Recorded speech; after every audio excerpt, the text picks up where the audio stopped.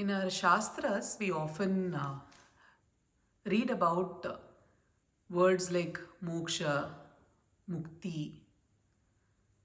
In fact, in Sankhya and Yoga Shastra, we read about Kaivalya. What is this process of Kaivalya? It's a very interesting term, which, which in my experience is a very practical term. That's why Sankhya is a very powerful way to realize, especially Sankhya and Yoga put together. So in the yogic system, when we say yoga is union, but to be able to unite, you need to disunite. Or to join, you need to disjoin. And disjoin is from what? And that's where Sankhya comes, that Sankhya provides a knowledge base by which we can analyze the nature of our experience. Very simple, in very layman terms. Uh, our regular experience is governed by subject object. Very simple, no? And subject object means, it's not just in terms of subject is static, object is static. No. It's a dynamic reality which is a play of, our interaction. So we are constantly interacting, and that interaction is fascinating. So it holds a lot of value to us. Our sense of identity is in terms of what we regularly interact with. So let's start from the outside reality, what we for now call outside reality. Is it really outside? That's where Sankhya takes us further. No? So outside reality, whatever gives us a sense of purpose or meaning. So let's start as a child. So as a child, what gives us a sense of purpose or meaning? Let's say playing with toys. We are keeping it simple, but the principles are something that we need to keep on reinforcing. So we always keep in mind the principles, but the illustration might be very simple, very something very practical, day to day, relatable. Day-to-day. Yeah, relatable Relatable. examples. So as children, we play with toys. Now that those toys are our reality or our world, we generate a lot of feelings, emotions. We invest in those. Now, please imagine this to be a live process, live reality. So when we say subject object, it's not static, it's not dead. So it is live. So we participate in those toys. We feel so much about our own toys. And in fact, at different age groups, we have We have different toys. toys. Yeah. So that's why It keeps us engaged for quite engaged. some time. So whatever keeps us engaged at that stage of life are the toys for that stage. Correct. Right? And that's why there is a beautiful term in English, phrase in English called toying with ideas. Right? We are toying with ideas. So even ideas are toys that way at an adult stage. So as we play with toys, we are engrossed in those. That provides us a sense of meaning, purpose, identity, sense of values. We miss those toys. We even compare with other toys and feel jealous or superior or inferior. We throw tantrums for the toys that we want. Like that, it's bhavasagara, or we generate a lot of feelings, emotions, sentiments around this. So that is the idea of me or I that we have invested in, we have grown, and it is sustained through that constant interaction. Now, up to a certain point, that is our idea of ourselves, based on what we have invested in terms of the toys that we are engaged in. That's the object for us. So when you say subject and object, it means that like I am the subject and the outer things, or outer or inner. It could be even ideas as you Ideas say. also. So But let's hold on for a yeah, bit. Let's say keep it the out. toys are the objects. So it is separate from me. That is Separate what I from me, experience. right? Separate from me, but we are invested in it, and Yeah. if we lose it, there is a sense of loss. If we don't engage with it, there is a sense of ennui, boredom, or lack of purpose, or lack of what's the purpose of my life?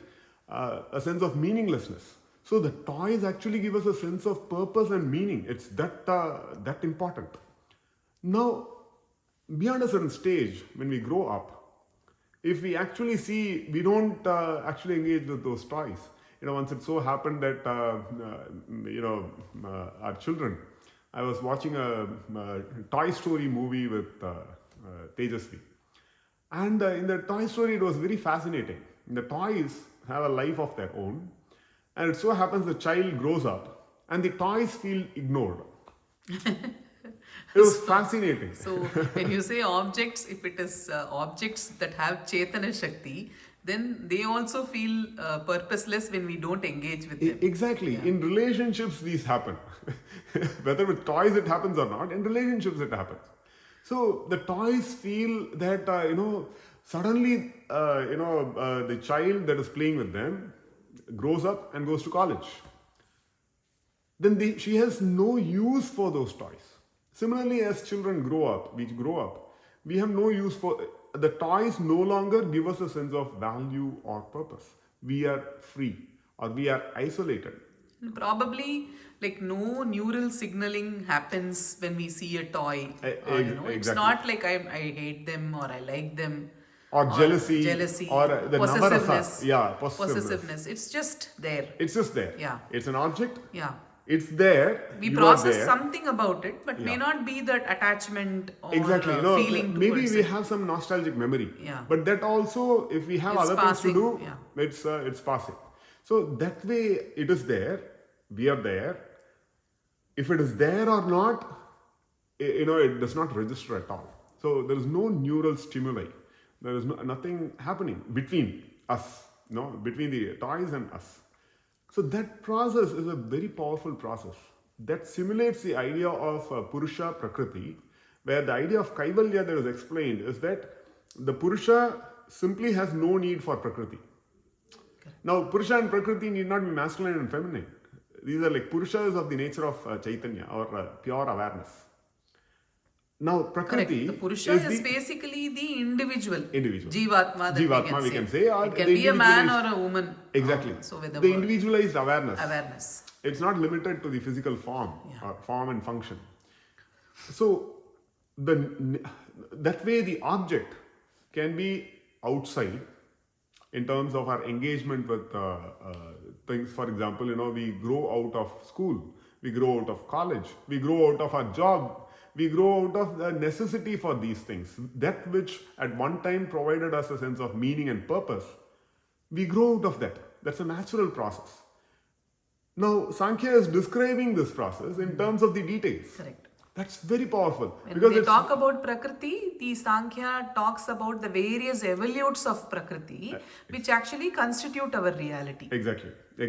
And it's in terms of a live description, because if we look at it from inside out, how does it work? So that's where you have the Karmendriya, Jnanendriya. So that way, how do you interact with the objects in your environment? It is basically using the Karmendriya. And the Jnanendriya. Jnanendriya is to gain knowledge through the various senses. Karmendriya is to actionate on what you wish to do with the objects in your environment. So with the objects in your life, why would you engage with it? Or because it is meaningful. You are interacting with it, you are participating in it and shaping it. See, that is the idea. So that way it is very a powerful identity that we develop. That's called ahankara, where my sense of me comes from my activities that I constantly engage in, and that is intertwined with the objects in our reality. So that's a very powerful idea. Now those objects are replaced as we develop deeper and deeper maturing processes. And that's where, for example, the objects themselves are defined in terms of the Pancha Mahabhuta, and which have the Tanmatra, so along those lines, you have, when we say Akasha, Akasha, for example, is not space. Akasha, that's why Swami Vivekananda called it ether. That's a very powerful term. It's not space. Space is dik. Yeah. Dik means direction, but that is what sets space. Now, when we say look around, this is Akasha Tattva or Basically, Akasha. it is something that is holding all the objects in the everything, universe, including the grahas. Yeah, we can call it a including- super dense medium. It's modern quantum physics calls vacuum a super dense medium, like 10 power 93 grams per cubic centimeter. It's so dense. So that can be likened to Akasha, but not just empty space. space. It's not empty after all. From Akasha, it further, creates the various other Panchamahabhuta. So that's how we look at objects in our environment, and the interaction with the objects is in terms of the Karmendriya and Jnanendriya. So that way, but why is it that we interact with those objects? Is because it gives us a sense of fulfillment or identity. And that is the whole idea of karma or karta, kartritva bhava, or I am the doer. That holds everything in place. And that is the process of identification or joining or union with the objective reality. Correct. A sense of identity that I am this. That connects the Purusha and Prakriti basically. That connects. Yeah. That is the attaching part. So that's why when we start seeing it and we start maturing, it actually leads to, being disjoint or detachment. What is attachment? Is basically that sense of fulfillment or sense of identity that we gain by interacting with this objective reality. Now, when that is mature, then you naturally get detached. That no longer holds your attention or that no longer interests you. Gradually, you have no need for that. In fact, like the Sankhya Karika describes the Prakriti to be like a dancer, and the Purusha is actually watching the dancer, or the individual is watching the dancer. And after a while, the person is fulfilled, has had enough of watching the dance. Now the Prakriti also eventually has to, because there is no use for the dance, that has to detach from the Purusha. Yes, yes. And in a practical way, how do we accelerate this? That's by engaging that experience, gaining fulfillment, and detaching. But there are other ways in sadhana, especially spiritual practice, to be able to detach or accelerate this process. And that's where when we say objective reality, then we come to an idea that it's not just out there, but even our sense of ideas, our thought process, our idea groups, thought groups, those seem very fulfilling. That's why even thought is very fulfilling. For example, it happened when I was in school. There was once, a group of doctors who came to instruct about the problems of addiction. So it was because to sensitize, to provide awareness. And there I remember clearly, when they mentioned that, smoking is bad for health, they went on to describe what all consequences you face because of smoking. Then I started thinking that this act itself is created by a thought. So Sukshma, Sthula. Sthula is the act, but Sukshma is the thought that governs that act. And I remember thinking that I was addicted to thinking. For me, the thought comes first, action comes later. And I was aware of thought. And I could not switch off thought. Then I started, exercising the mind as to how to switch off thought, because I'm addicted to thinking, and thinking feels so, fulfilling. So that way, even thought as objective reality. That's called sukshma. So sthula we understand. Sthula means gross, but sukshma is also objective reality, where we constantly engage with thought, with emotions, with feelings, with sentiments. Adult life is filled with these. That's why many people watch what is entertaining, soap operas or various movies that give a rush, an emotional rush. But then if we say Kaivalya,